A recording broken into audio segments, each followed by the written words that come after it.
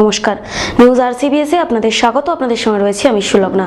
বিস্তারিত খবরে আসবো, তার আগে চোখ রাখবো আজকের শিরোনামে।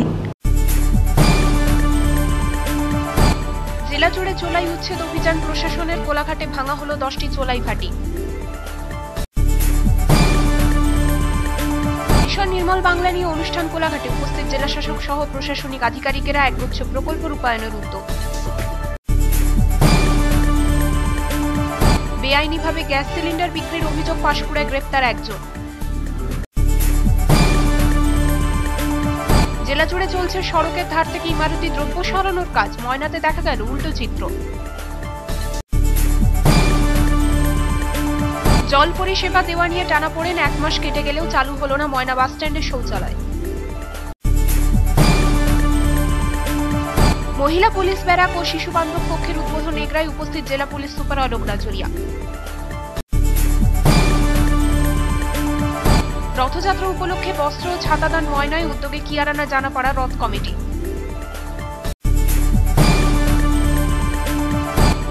শব্দ দূষণের প্রতিবাদে স্মারকলিপি দেওয়া হলো জেলা প্রশাসনিক ভবনে, উদ্যোগে ছিল অ্যাসোসিয়েশন ফর বেটার লিভিং।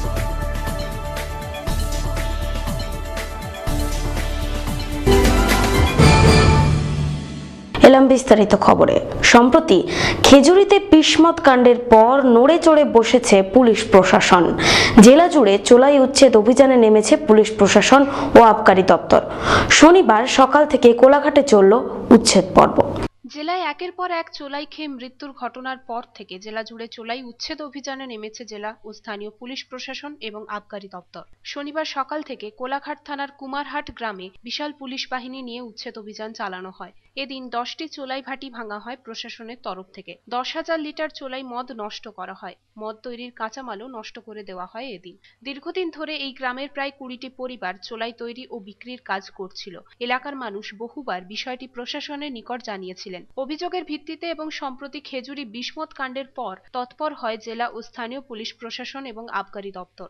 শনিবার কুমারহাট গ্রামে অভিযান চালানো হলেও কাউকে গ্রেপ্তার করা যায়নি। তবে জেলা জুড়ে বিভিন্ন জায়গায় গ্রেপ্তার করা হয়েছে জানানো হয় পুলিশ প্রশাসনের তরফ থেকে। পূর্ব মেদিনীপুরের আবকারি বিভাগ থেকে যে সমস্ত বেআইনি ভাটিগুলো রেখেছে আমাদের রেড হয়, সেখানেও আছে, এখানে রেড হচ্ছে, রেগুলারই হয়, আজকেও হচ্ছে। কুমারহাট গ্রামে আমরা নিয়মিত রেড চালাই। আজকেও ভোরবেলায় আমরা সমস্ত আমাদের ডিস্ট্রিক্টের বিভিন্ন রেঞ্জের টিম নিয়ে আমরা জয়েন্ট রেড করছি। আমরা এখানে এসে সমস্ত ভাটিগুলোকে ভেঙে দিয়েছি, যা যা আছে সেগুলো সব গুঁড়িয়ে দিয়েছি। আমরা ভেঙে দেওয়ার পরে আমরা বিভিন্ন জায়গা থেকে, বিশেষ করে জলের তলা থেকে আমরা ফার্মেন্টেড ওয়াশ রিকভারি করছি। এখনও পর্যন্ত প্রায় 4,500 লিটার ফার্মেন্টেড ওয়াশ আমরা রিকভারি করতে পেরেছি। শুধুমাত্র কোলাঘাটের কুমারহাট গ্রাম নয়, জেলা জুড়েই উচ্ছেদ অভিযান চালায় আবকারি দপ্তর, জেলা পুলিশ এবং স্থানীয় প্রশাসন। এ বিষয়ে জেলা শাসক ডাক্তার রশ্মি কমল বলেন, তো অনেক দিন ধরে করিব 15 দিন আগে থেকেই আমরা একটু খবর পেয়েছিলাম যে কিছু অ্যালিজেডলি সাপোজেডলি কি আমরা পেয়েছিলাম কি হসপিটালে কিছু লোকের ডেথ হয়েছে, 2-3 লোকের ডেথ হয়েছে। আমরা এটা it has not been prove, but আমরা যেহেতু পেয়েছিলাম অ্যালকোহল একটা রিজন হতে পারে, আমরা তখন থেকে এভরিডে রেড করাচ্ছি। কিন্তু যেখানে বি একটু খবর পাচ্ছি কোথাও কি এখানে ইলিগাল লিকার সেল হচ্ছে, ওখানে গিয়ে রেড করাচ্ছি।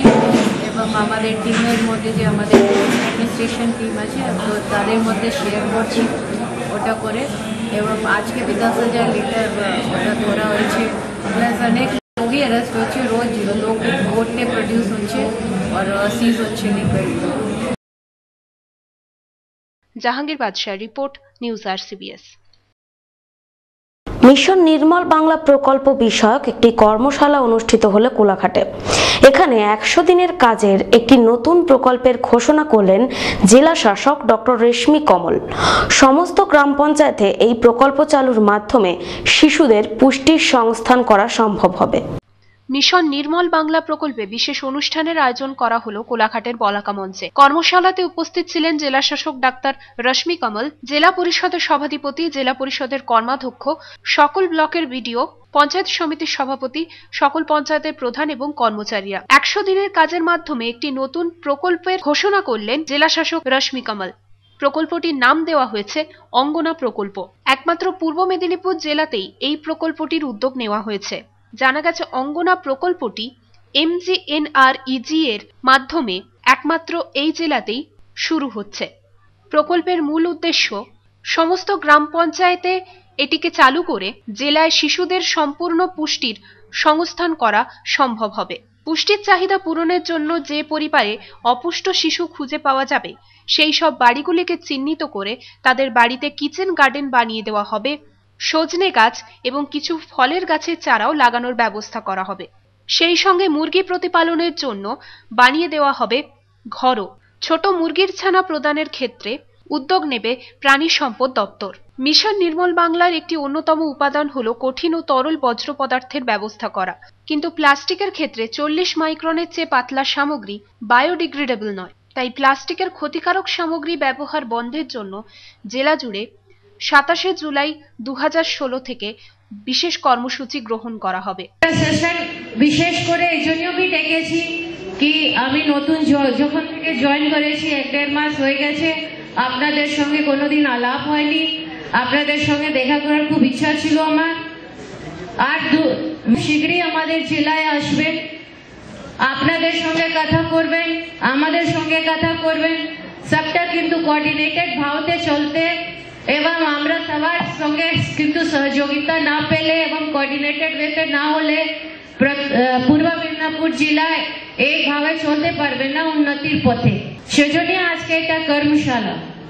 আপনারা যখন গ্রামে কাজ করেন এবং গ্রাম পঞ্চায়েতে কাজ করেন অনেক কিন্তু কমিউনিকেশন গ্যাপ থাকে। আমরা অনেক জিনিস যে সভাপতি সাহেবদেরকে জানাতে পারছি, আপনাদেরকে হয়তো অনেকেই জানাতে পারছি না এবং আপনাদের মনে অনেক প্রশ্ন থাকে যে আমাদের কাছে হয়তো পৌঁছতে পারছে না। আজকে ওটাই সুযোগ পাবেন আপনারা, আমিও সুযোগ পাবো আপনাদের সঙ্গে কিছু কথা করার। আগামী 28 জুলাই থেকে এর প্রচার এবং প্লাস্টিক বন্ধের জন্য অভিযানও শুরু করা হবে। শনিবার বলাকা মঞ্চ থেকে ঘোষণা করা হয় 27 সেপ্টেম্বর 2016 তারিখে জেলা জুড়ে বিশ্ব প্রকৃতি সংরক্ষণ দিবস পালন করা হবে। এছাড়াও এদিনের সভায় জেলা শাসক ডাক্তার রশ্মি কমল ঘোষণা করেন জেলা স্তরের আধিকারিক, যেখানে জেলা শাসক থেকে শুরু করে এডিএম, এসডিও, ডেপুটি ম্যাজিস্ট্রেট, ব্লকের বিডিও, জয়েন্ট বিডিও পর্যায়ের আধিকারিকেরা একটি করে প্রাথমিক বিদ্যালয়ে মাসে একদিন করে ক্লাস নেবেন, পড়াশোনার মান পর্যালোচনা করবেন, বিদ্যালয়ের সামগ্রিক পরিবেশ পর্যবেক্ষণ করবেন। মূলত এই পদক্ষেপ জেলায় প্রথম নেওয়া হলো। শিক্ষার মূলে আছে প্রাথমিক শিক্ষা। এই প্রাথমিক শিক্ষা ব্যবস্থার মানোন্নয়নের জন্যই এই পদক্ষেপ নিলেন জেলা শাসক মহাশয়া। আমরা আজকে প্রধানদের ওরিয়েন্টেশন কাম ওয়ার্কশপ করছি, যেখানে প্রধান কোনো রিভিউ মিটিং এখানে হচ্ছে না, প্রধানকে বিভিন্ন স্কিমস যে চলছে সরকারের প্রকল্প চলছে ওদের থেকে অবগত করেছি, একটু ওরিয়েন্টেশন করেছি ওই হিসাবে। এবং আমরা এখানে মেইন আমাদের ফোকাস হচ্ছে এনআরইজিএস এর উপর, আর ওডিএফ ডিক্লেয়ার যেহেতু শীঘ্রই আমাদের জেলা ওডিএফ ডিক্লেয়ার হয়ে যাবে তার উপরই ফোকাস আছে। এনআরইজিএস এ একটা আমরা নতুন নাম দিয়েছি অঙ্গনা করে, যেখানে মালবাড়ি বাচ্চাদের আইডেন্টিফাই করে এরা ওখানে নিউট্রিশন সাপ্লাই করবে। নিউট্রিশনের মধ্যে দুটো জিনিস থাকবে, একটা তো চিক সাপ্লাই করবে ছোট যে মুরগি বাচ্চা আছে, প্লাস ড্রামস্টিক নিউট্রিশন জন্য সবজির মধ্যে দিয়ে খাবার এবং ফ্রুটস। আমরা ফ্রুট গাছ সাপ্লাই করবো, তারা নিজের আংনা বলা হচ্ছে যেহেতু আংনাতে ওরা লাগিয়ে ওটা রান্না করবে। সম্পূর্ণ বিনা পয়সায় দিবেন সরকার থেকে? সরকারি, এটা সরকারি প্রকল্প আছে। মানে আমাদের জেলে কি প্রথম হচ্ছে এটা? নেই, আমরা জেলাতে এটা আংনা নাম দিয়ে স্কিম করছি। জাহাঙ্গীর বাদশাহ রিপোর্ট, নিউজ RCBS। দীর্ঘদিন ধরে গ্যাস সিলিন্ডার ব্ল্যাকে বিক্রি করার অভিযোগ উঠছিল। বেআইনিভাবে গ্যাস সিলিন্ডার বিক্রির অভিযোগে এক ব্যক্তিকে গ্রেফতার করল ডিস্ট্রিক্ট ইনফরমেশন ইন্টেলিজেন্স এবং জেলা পুলিশ। জানা গিয়েছে অভিযান চালিয়ে পুলিশ খালি ও ভর্তি মিলিয়ে মোট 70টি সিলিন্ডার আটক করেছে। সিল করে দেওয়া হয়েছে ব্যক্তির দোকান। বেআইনিভাবে গ্যাস সিলিন্ডার বিক্রির অভিযোগে এক ব্যক্তিকে গ্রেপ্তার করল ডিস্ট্রিক্ট ইনফরমেশন ইন্টেলিজেন্স এবং জেলা পুলিশ ও পাঁশকুড়া থানার পুলিশ। পাঁশকুড়া সুরারপুল এলাকার ঘটনা। দীর্ঘদিন ধরে সূর্য মাইতি নামে ওই ব্যক্তি বিভিন্ন কোম্পানির গ্যাস সিলিন্ডার মজুত করে বিক্রি করত। আইনের চোখকে ফাঁকি দিয়ে দীর্ঘদিন ধরে গ্যাস সিলিন্ডার বিক্রি করছেন ওই ব্যক্তি, এমনটা খবর পায় প্রশাসন। এরপর পুলিশ অভিযান চালিয়ে খালি ও ভর্তি মিলিয়ে মোট 70টি সিলিন্ডার আটক করে। ওই ব্যক্তির দোকানও সিল করে দেওয়া হয়।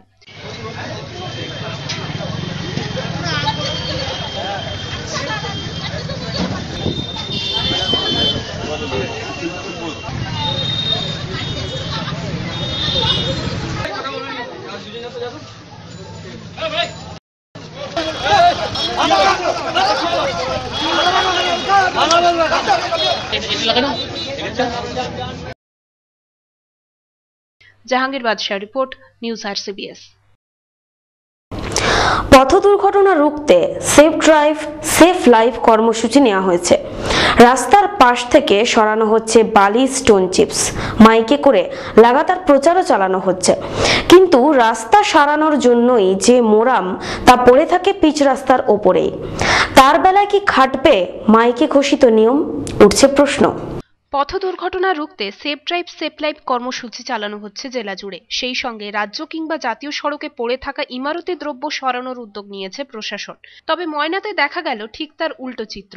ময়নার বলাইপন্ডাতে সড়কের ধারেই স্তূপ হয়ে পড়ে রয়েছে বালি, স্টোন চিপস, মোরামের মতো ইমারতি সামগ্রী। প্রশাসন এ বিষয়ে কেন নজর দিচ্ছে না, প্রশ্ন তোলেন নিত্যযাত্রীরা। ক্ষতি ছাড়া কোনো লাভ নেই, অ্যাক্সিডেন্ট অনিবার্য, এইসব যা পরিস্থিতি তৈরি করেছে এলাকার মানুষ। আমরা তো দেখছি কিছু ব্যবসায়ী এইরকম ব্যবসা করছে তাদের জীবিকার জন্য, কিন্তু যে যার সেফটি নিয়ে ব্যবসাটা করা উচিত, ক্ষতি না হয়। মুখ্যমন্ত্রীর যে সাধুবাদ জানাই, হেলমেটের জন্য যে ব্যবস্থাটা নিয়েছেন মানুষের জীবনযাত্রার জন্য, নিরাপত্তার জন্য, তাকে ধন্যবাদ জ্ঞাপন করছি। বর্তমান যে জায়গাটা সারা ময়নার বড় বড় রাস্তায় তৈরি হয়েছে বালি, মোরাম ব্যবসা এবং চিপসের ব্যবসা, এটা অত্যন্ত ক্ষতিকর প্রত্যেকটা মানুষের জন্য। যাতায়াতের একটা তৎপরতা দরকার। আমরা সারা ময়নায় প্রশাসনিক দিক থেকে সেই তৎপরতাটা লক্ষ্য করতে পারছি না।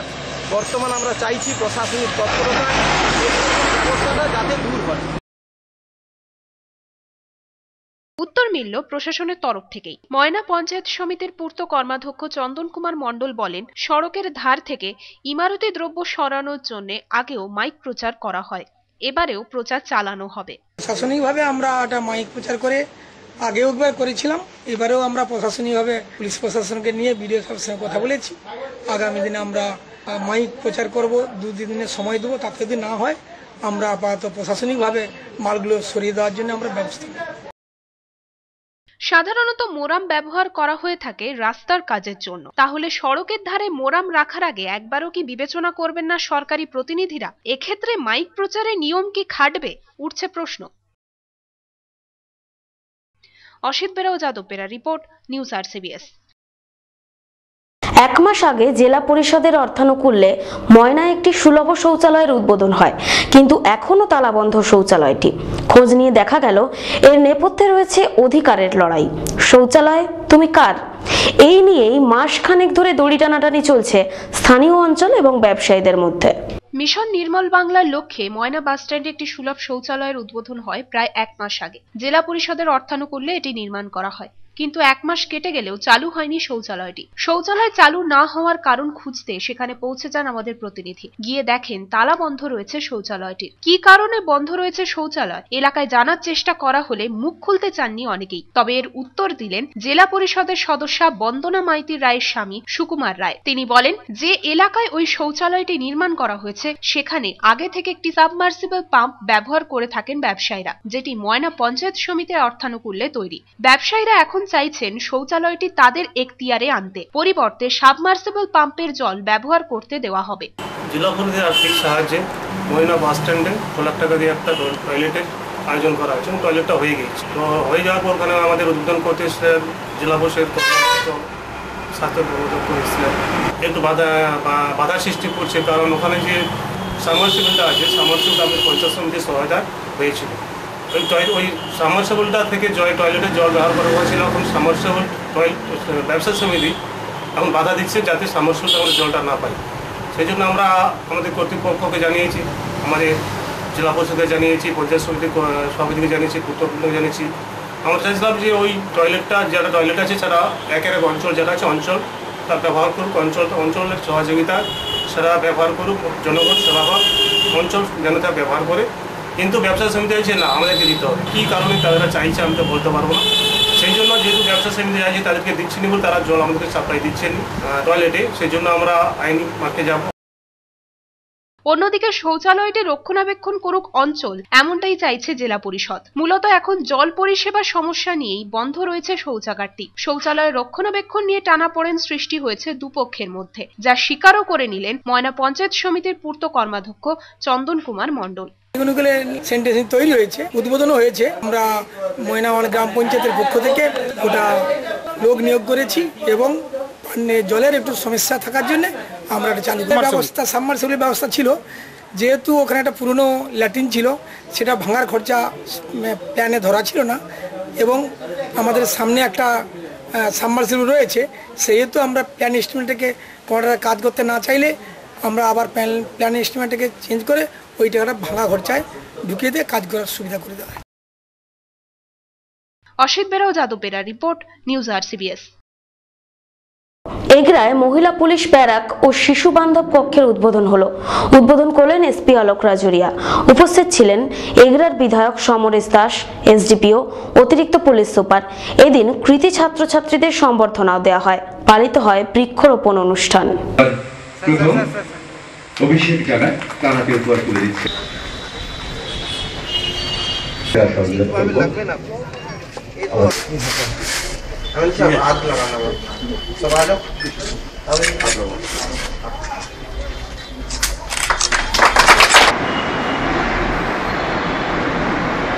পূর্ব মেদিনীপুর জেলা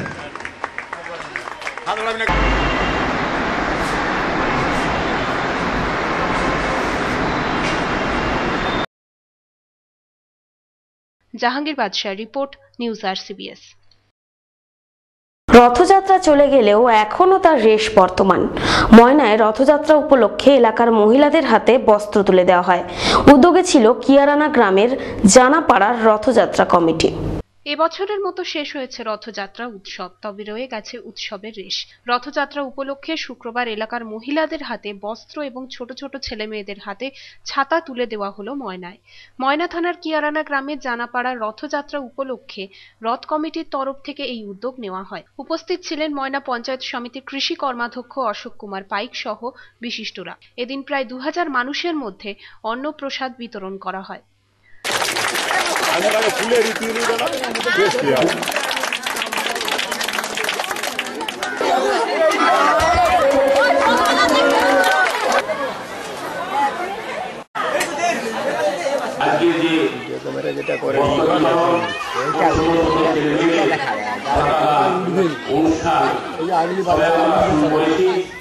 এই রথযাত্রা আজ থেকে 40-45 বছর আগে কিয়ারানা জানাপাড়া যারা বুদ্ধিষ্ণু মানুষ, বয়স্ক মানুষ কেউ পরলোক গমন করে চলে গেছেন, তাদের আত্মার আমি শান্তি কামনা করি। অসিত বেরা ও যাদব বেরা রিপোর্ট, নিউজ RCBS। শুক্রবার শব্দ দূষণের প্রতিবাদে স্মারকলিপি দেওয়া হলো জেলা প্রশাসনিক ভবনে। অ্যাসোসিয়েশন ফর বেটার লিভিং এর পক্ষ থেকে কয়েক দফা দাবি সম্বলিত স্মারকলিপি দেওয়া হয়। এদিন শব্দদূষণ রুখতে বিশেষ পদক্ষেপ নিল ব্যবর্তারহাটের অ্যাসোসিয়েশন ফর বেটার লিভিং। শুক্রবার কয়েক দফা দাবি সম্বলিত স্মারকলিপি জমা দেওয়া হলো জেলা প্রশাসনিক ভবনে।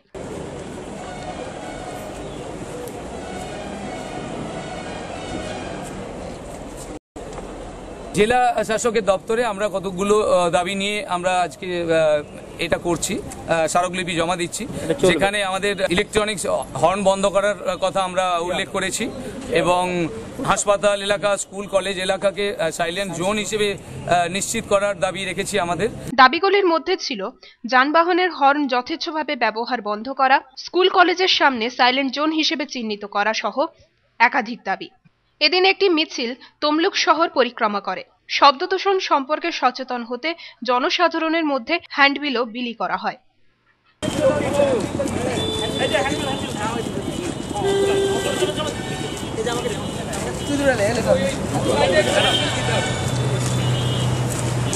কেউ বিশাল বক্সের পাঁচি সাজিয়ে যেভাবে শব্দের তাণ্ডব করছে সেটা ইমিডিয়েটলি বন্ধ হওয়া উচিত।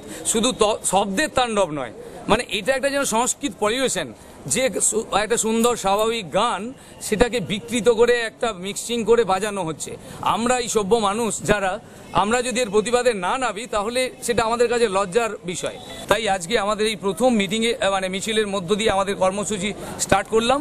আগামী দিনে আমরা সব শিক্ষিত মানুষকে বিশেষ করে আসার কথা বলবো, যে যারা এই শব্দ তাণ্ডবের নৈপথ্যে আছেন তারা না জেনেই এটা করছেন, কিন্তু তাদেরকে আমরা যদি ভাবাতে না পারি যে এই শব্দ তাণ্ডবের কি কুফল আছে, তাহলে কিন্তু আমরা বোধহয় শিক্ষিত হিসেবে নিজেদেরকে পরিচয় দেওয়াটা বোধহয় অনেকটা লজ্জা হবে। আমরা যেটা করলাম নীরবভাবেই করলাম, কারণ আমরা শব্দ দূষণের বিপক্ষে বলছি, আমরাই চিৎকার চেঁচামেচি করে একটা মিছিল হোক সেটা একেবারেই চাই না। Pulak Bera report, news RCBS। News RCBS আজ এ পর্যন্তই। দেখা হবে আগামীকাল ঠিক এই সময়। নমস্কার।